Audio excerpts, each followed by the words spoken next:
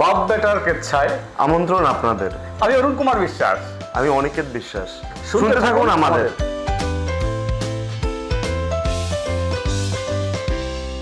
আজকে আমি তোমাকে স্বাগত জানাই। অনিকেত, কি অবস্থা? এই যে চলে যাচ্ছে। তা এখন বিষয় হলো এই যে প্রায়শ একটা কথা শোনা যায় যে বাবা এবং ছেলের মধ্যে সম্পর্কটা দিন দিন কেমন একটা মানে যুদ্ধ ব্যাপার হচ্ছে, মানে ঠিক কেউ কাউকে পাত্তা দিচ্ছে না। ঘটনাটা কি মনে হয় তোমার? এটা আসলে মনে হয় দুই সাইড থেকেই কোনো একটা শর্টকামিংস আছে, যেটার কারণে হয়তো বাবা ছেলের মধ্যে কোনো একটা ভুল বোঝাবুঝি বা কেউ একজন আরেকজনকে সময় দিচ্ছে না, যে সময় বাবা প্রেজেন্ট আছে ওই সময় ছেলে প্রেজেন্ট নাই, এরকম বিভিন্ন কারণের জন্য। আসলে কথাটা তো খুব সিরিয়াস হয়ে গেল। আমি এত সিরিয়াস উত্তর চাইনি। আসলে ঘটনাটা কি, মানে একজন আরেকজনকে কেন বেল দিচ্ছে না, কেন? মানে তাদের মধ্যে ঠিক আদর্শের তফাৎ, না সমস্যাটা কোথায়, ঝামেলা কোথায়? জেনারেশনাল গ্যাপ বা বয়সের তফাৎ এটাও হতে পারে। দেখা গেল যে বাবা যেটা পছন্দ করছে ছেলে মনে করছে এটা ঠিক না। হ্যাঁ, যেমন আমার ক্ষেত্রেই হয়। আমি তোমাকে হয়তো বললাম যে এই ড্রেসটা পরছো কেন, এই ড্রেসটা না হলে এই কালারটা হলে ভালো হতো। হ্যাঁ, যেমন ফর এক্সাম্পল উদাহরণ দাও যে কোথায় আমাদের মধ্যে এই সমস্যা তৈরি হয়। বাসায় আসার সময় নিয়ে আমার মনে হয় যে এটা এই বাইরে থাকা বেশিক্ষণ, বা আমরা যদি বন্ধুদের সাথে বের হই তাহলে কোনো টাইম ফ্রেম থাকা উচিত না যে এই টাইমে আমি বাসায় ফিরবো। মানে তখন যত ইচ্ছা যেমন ইচ্ছা কাটানো যায়। কিন্তু তুমি তো জানো যে আমি তো ইংল্যান্ডে লেখাপড়া করা মানুষ। আমার কাছে রাত্র 9টা মানে 8:55, এবং তোমার কাছে সেটা কিন্তু 9টা মানে সেটা 10টাও হইতে পারে, 11টাও হইতে পারে। কি বলবা বলো? এইটাই তো সমস্যা, যে বন্ধুদের সাথে বের হইলে তো কোনো টাইম ফ্রেম দেওয়া যায় না, যে আসলে আড্ডা যতদূর যাবে ততদূর আমরা ততক্ষণ সময় স্পেন্ড করতে পারবো। তো এখন একটা টাইম ফ্রেমের মধ্যে রেস্ট্রিক্টেড থাকা একটু কঠিন। তাহলে সেই আড্ডাটা আর কি জমে না, তাই না? মানে সবসময় মনে হয় পেছন থেকে কেউ একজন নাড়া দিচ্ছে যে এই যাও যাও। হ্যাঁ। কিন্তু আবার এটাও তো মাথায় রাখতে হবে, প্রজন্মের দোহাই দিয়ে কথা বললে হবে যে আমরা ইচ্ছে মতো ঘুরবো ফিরবো। আমাদের সমাজ ব্যবস্থাও তো সেদিকে নজর রাখছে। আসলে ডিসিপ্লিন দরকার না? হ্যাঁ, অবশ্যই। এবং তোমার কি মনে হয় না যে আমাদের বাবারাও অনেক সময় ছেলেদের প্রতি, যেটাকে আমরা বলি যে খুব ডেসপটিক, স্বৈরতন্ত্র চালায়, এরকম মনে হয়? মানে তোমার আশেপাশে, নট দ্যাট যে আমরাই করি সবসময়, তা না, অন্যান্য বন্ধুদের ক্ষেত্রে কি দেখো? হ্যাঁ, অনেকের ফ্যামিলিতে আছে এরকম, মানে বেশ মেজরিটি ফ্যামিলিতেই কিছু না কিছু এরকম চলতে থাকে। তোমার এই প্রজন্মের কথা বলছিলা, আসলে এই প্রজন্মের সমস্যা কি?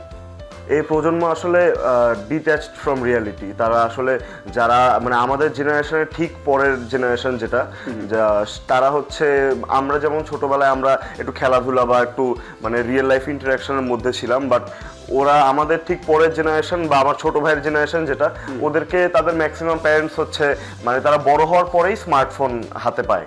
আর এটাও সত্যি যে দেশে খেলার জায়গা নাই, খেলাধুলা কোনো ইন্টারাকশনের তো কোনো উপায় নেই। তো তারা ওই মানে ওই ভার্চুয়াল জগতেই পড়েছিল, এই জন্য তারা রিয়েল লাইফ ইন্টারাকশনের যে কিছু সুবিধা বা যে শিখার বিষয় ওই বয়সে যেটা শেখা উচিত সেটা তারা শিখতে পারে নাই, আর সেই ভার্চুয়াল লাইফের মধ্যেই তারা আটকে গেছে।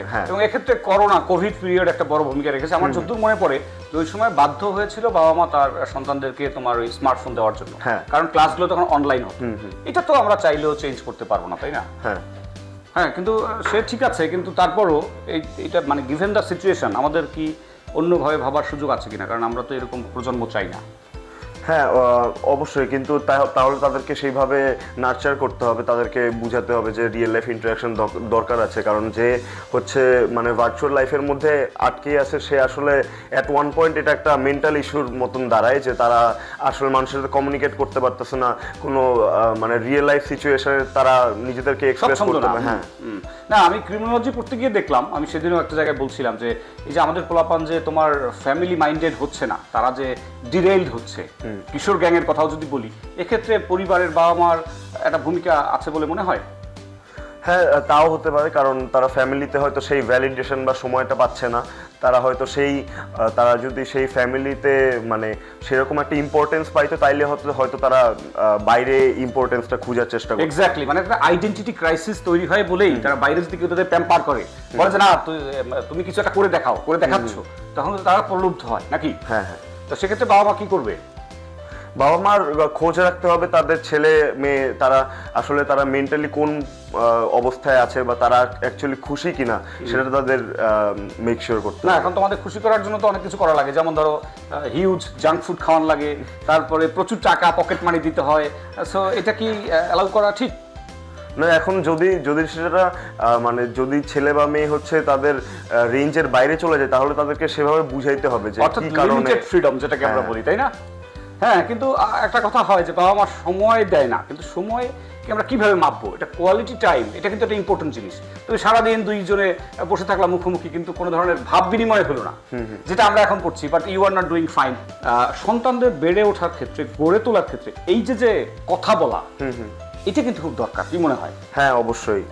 মানে কথা না বললে আসলে তো আমরা বুঝতে পারবো না যে কে কোন মেন্টাল অবস্থায় আছে। আর এটা আসলে একটু আগে যেটা বললাম যে মানে বাবা মার বোঝা উচিত যে ছেলে কোন স্পটে আছে, কিন্তু এটা বোঝার জন্য তো তাদের দুইজনের মধ্যে কমিউনিকেশন দরকার। ঠিক, এবং সেটা খুব কোয়ালিটি কমিউনিকেশন, এবং আমি তো বলতে চাই এমপ্যাথাইজ করতে হবে না, শুধু এক পক্ষে দোষার ফলে। আবার সন্তানকেও বুঝতে হবে, যেটা আমরা বলি যে একটু অথরিটেটিভ গার্ডিয়ানশিপ, এটা কিন্তু পজিটিভ, অর্থাৎ ডেসপটিক না, অর্থাৎ তার উপরে কিছুটা অনেক সময় আছে না, কাঁচায় না নোয়ালে বাস, পাকলে করে টাস টাস। এবং তুমি শুনলেও অবাক হবা যে আমি যখন ছোট ছিলাম, আমরা কিন্তু বাবা মায়ের যেদিন মারতো ওই দিন মনে করতাম যে তারা দে আর ইন গুড মুড। মায়ের খাইলে পরে কদিন পরে মনে হইতো যে না, বাবা মা আমাদের আদর করতেছে, ইট ওয়াজ ওয়ান কাইন্ড অফ ভালোবাসা। ঠিক আছে, তো আমি বলছি না ফিজিক্যালি অ্যাসল্ট করতে হবে, কিন্তু তারপর ওটা শাসনের একটা গুরুত্ব আছে, কি বলো? হ্যাঁ, অবশ্যই। আমারও এটা মনে হয় যে মানে আমাদের জেনারেশনে অনেকে সাজেস্ট করে যে বাবা মার বেশি লিনিয়েন্ট হইতে হবে, কিন্তু আমার মনে হয় যে কিছু লেভেলের যদি অথরিটেটিভ পাওয়ার না থাকে তাহলে আসলে ছেলে মেয়ে মানতে চাবে না, বকে যাওয়ার সম্ভাবনা থাকে। হ্যাঁ হ্যাঁ। আবার পিয়ার প্রেসার বলে একটা কথা আছে, এই বন্ধু বান্ধব। তো তোমার বন্ধু বান্ধবদের সম্বন্ধে একটু ফিস্ট দাও, তারা কেমন বন্ধু, মানে ক্ষতিকর নাকি উপকারী? আমার বন্ধুরা মানে আমি বেশ চুজি ফ্রেন্ড চুজ করার সময়, তাহলে এই কারণে হচ্ছে আমার বন্ধুরা ম্যাক্সিমাম আসলে মানে বন্ধু হিসাবে অ্যাটলিস্ট ভালো হয়। আর তাদের যদি খারাপ স্বভাব থাকে তাহলে তারা ওরকম না যে তারা তাদের খারাপ স্বভাব আমার মধ্যে ইম্পোজ করার চেষ্টা করবে, তারা আসলে ওই ব্যাপারটাকে মানে বেশ আমরা মানে মানিয়ে গুছিয়ে। হ্যাঁ, কিন্তু এটা তো একটু চ্যালেঞ্জিং হয়ে যায়, কারণ ধরো একটা ছেলে ধরো সীসা খায়, কথার কথা, অথবা খুব চেইন স্মোকার, তো একটা সময় কিন্তু কিউরিওসিটি বলাই হয় যে এই যে কোনো তোমার নেশা এগুলো কিন্তু শুরু হয় ওই তোমার স্মোকিং দিয়ে, এটা একটা ঝুঁকির জায়গা না? সে হয়তো একদিন তোমাকে বলে দে একদম দিয়ে দেখ কেমন লাগে, দেখ। এটা আসলে সেলফ কন্ট্রোলের বিষয়, সে যে আসলে ব্যাপারটাকে ম্যানেজ করতে পারে তার জন্য এটা কোনো রিস্কই না। কিন্তু অন দ্য আদার হ্যান্ড যার হচ্ছে সেলফ কন্ট্রোল কম, বা if the person is easily manipulated, তাহলে তার জন্য এটা আসলে রিস্কের বিষয় দাঁড়ায়। এখন বাবা মায়ের রেসপন্সিবিলিটি আছে যে এটা মানে যাচাই করে নেওয়া যে তাদের ছেলে বা মেয়ে কোন স্পটে আছে, কিন্তু আসলে সবার জন্য ইকুয়েশনটা সেম না। ঠিক, মানে এটা আমরা জেনারেলাইজ করতে পারবো। হ্যাঁ, জেনারেলাইজ করা ঠিক হবে না। কিন্তু আমি আবারও ক্রিমিনোলজির কথা বলি, আমরা একটা গবেষণায় স্পষ্ট দেখেছি যে বাবা মা লিনিয়েন্ট হলেও বিপদ, আবার অতিরিক্ত যদি চাপাচাপি করে, ওইটা হয় না দড়ি বেশি টানলে ছিঁড়ে যায়। আমি মনে করি অ্যাজ এ প্যারেন্ট ওই দিক দিয়েও একটু মাথায় রাখতে হবে, মানে সিম্প্যাথেটিক একটা, হ্যাঁ মানে একটা মিডল গ্রাউন্ডে থাকলে সবচেয়ে ভালো। মানে এমনিতেই তো মিডল ক্লাসটা কিন্তু ভালো, এই যারা খুব গরিব কিংবা খুব ধনী এরা কিন্তু খুব চাপে থাকে, কি বলো? আজকে আর না, কথা হবে আবারও, সাথেই থাকুন।